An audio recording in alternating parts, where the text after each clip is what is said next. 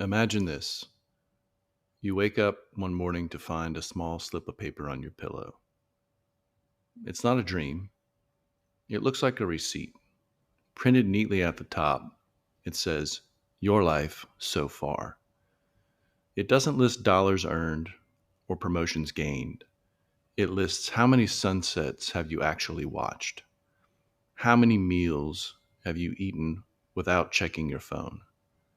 How many mornings have you felt joy before checking your inbox? And at the very bottom, in bold, it says abundance of presence, low, soul richness, incomplete. We spend our entire adult lives trying to earn a living, but no one teaches us how to earn a life. On this episode of Must I Evolve, I want to discuss the idea of earning a life, not just a living. Welcome to Must I Evolve, a lecture series on spiritual growth and philosophy, presented in conjunction with No Expectations, the podcast. Welcome to another episode of Must I Evolve, a space where ancient wisdom meets modern science, where inner work meets real-world results. I'm Andrew H. Housley, author, board-certified wellness consultant, certified holistic nutritionist, and yoga instructor with 25 years on the mat and even more in mindful observation. This podcast is a mirror, a question, and sometimes a nudge. Earn a life, not a living. It's a phrase that's often shared but rarely understood. This isn't a rejection of responsibility or ambition. It's a challenge to rethink what we're truly accumulating with our time and attention. Is it just income or insight? Are we gaining experiences that nurture us or simply enduring routines that drain us? The discipline of Zen doesn't ask us to achieve something. It asks, how deeply have you lived? And I've spoken about this many times on other episodes. Master Suzuki speaks about the beginner's mind, one that's open, fresh, and unburdened with identity.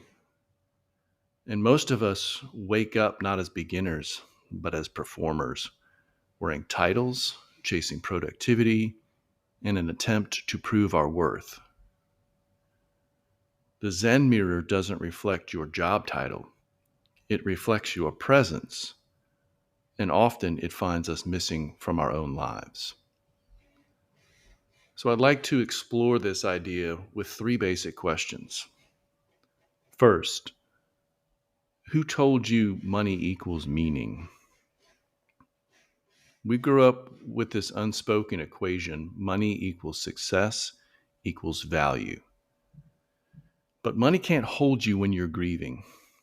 It can't teach you how to feel awe.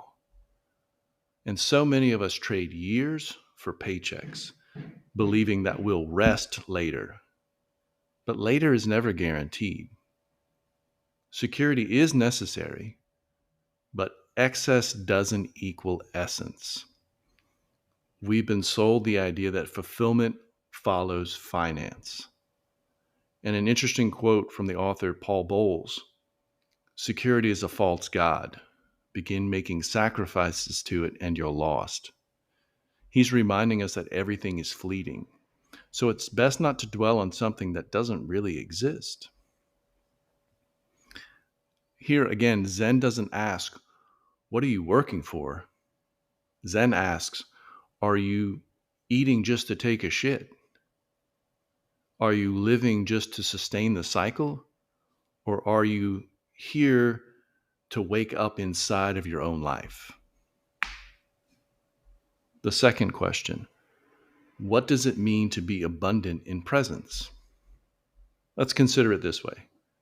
A child draws, a CEO pitches. One is called play, the other is called work.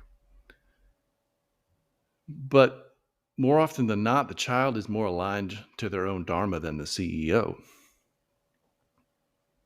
Abundant presence means being soul rich, not in the Instagram look at me lifestyle, but in a real, nourishing, unphotographable way. A life abundant in presence means your heart swells when your child laughs. It means that the rain and its feeling offers wisdom to you. It means that you taste your coffee. You don't just drink it. These are the moments that fill your inner bank. The ones that say, if this were the last day, I would have lived enough. A great Zen quote here: a still pond reflects the sky. A rushing river reflects nothing. The more we rush, the less of ourselves we see. Question 3. Can your days accrue value beyond income? What if value wasn't just what you produce, but how deeply you connect while producing? If you stop considering every experience of life through the frame of profit or loss, good versus bad, success versus failure, you might be able to see the wealth in your daily life.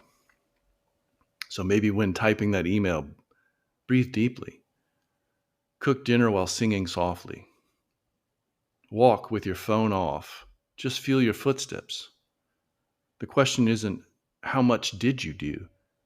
It's how deeply were you there when you were doing it? And a couple things that we can do to start to shift our mind away from earning a living and living a life. Moving from earning experience, and those take slow steps. Softening your gaze, not rushing through moments that are quietly trying to say something to you. Success isn't speed, it's depth. Ask yourself, am I present enough to feel this moment shape me? Maybe we start to move from outcomes to offering. Turn your daily work into devotion. Brian Eno once said, we must be shepherds of our own attention, meaning our lives are fractured with so many things wanting something from us that we have to focus ourselves on the important things. Maybe make your email a prayer, make your conversation a gift. In Zen, even sweeping the floor can be a sacred thing if done mindfully. It's not just about cleaning dust. Maybe you're cleaning your karma. And then maybe moving from role to soul. You're not just your resume. You're the silence between your breaths. So let yourself shed the layers of performance and sit with the essence of who you are. Even 5 minutes of stillness can recalibrate your entire being. Remember, your soul doesn't care about what your LinkedIn says. It only wants to know that you're awake. So let's return to the receipt, the one that we found resting quietly on our pillow. But now it starts to dissolve a bit, not in loss, but in presence. And in its place, something more meaningful arrives, takes shape, a reflection. Not of what you've earned, but of what you've become. Soul rich, abundant in presence, overflowing with moments that truly mattered. Moments that didn't demand to be documented, only to be lived. Not for status, not for optics, not for followers, but because you were finally fully present and here. So the next time someone asks you how much money you make, try this. I don't measure life in dollars. I measure it in depth. I'm not building a financial fortune. I'm cultivating a life that feels awake, aligned, and rich in soul-filling experiences. Thanks for listening.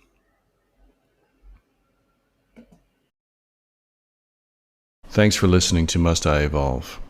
Remember, you don't have to be perfect. You just have to be patient. That's the real practice. As for your next evolution, it doesn't live in who you should become. It lives in what already grows within you. Until next time, keep evolving, quietly, consistently, and always with no expectations.